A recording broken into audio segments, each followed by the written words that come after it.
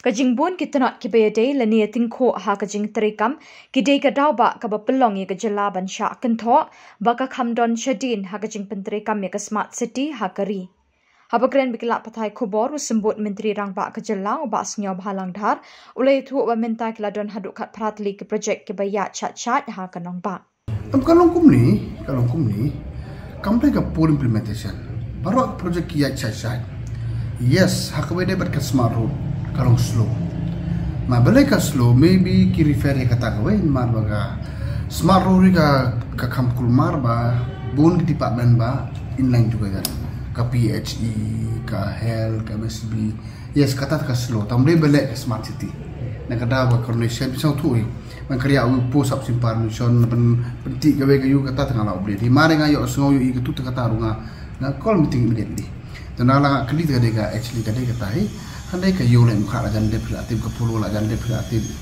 ila bo lajan film show mi mai mas ila ban ko red no tigitu giwe water master tu la more than 80% ka ICCC full swing very good progress kini parking giwe polo ka tu kini parking jonga andeliru tu ka full putih ka trehi ta kila ban refer ka badai ka smart road yes kata bit slow ma ka tu ka de ka problem nyoka side situation mdenu kontraktor kontraktor le tu touch ba problem kod ka PSC teng kang ba like MCL kod mesti kata repeated kadiga kam shifting of utilities kalong challenge ni wala kata ro mentah ka kam pala tang yes we face little bit problem with implementing ya ka smart road but we will do no problem kata ada ya maybe one of the reason ana kira ka biang Kumakan itu ni dalam project not ready made sumber kimat kami ka pratli and all are under progress the list kamban pengatang maka juga na update mana ke por ada mulai next week an inspection baru ini ada lagi saya tu pi warna baru everything itu set kalau benda ke kawan ke juga ke smart road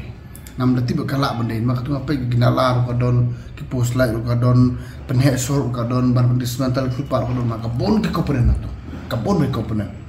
ta ada de kumun suai ba ka freelance kontraktor kanu sistem ada mah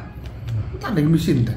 ta kala benda ki refer ya kan ni wono da ayo amna kata kan ngata am typically ngasa ngatim sino maka ai ke kap ke geli ta ngaptin ma kamut baik ya kamut reka tu smarut ka kawar bro municipal area nah 6 km ta another 10 km is left you know very well but us confession la drop mana iba kain la jawar plat itu kan drop kan tak fast face one man handai kamut reka ni ka smarut ka bro municipal kan ni ka fast ka 6 km kan ni ka second ban kadai store tu la drop no mada ka distribution ma bai ni pek ngala kulmar plat tangan ni fast face kampo ya like lek kai pasal supaya ba kata ka daw irap propose ini parking part ker ko mabiti bitrai han gelas ka bine perkhadiban sim begini unutilized dan from different alkir more parking that is best for our public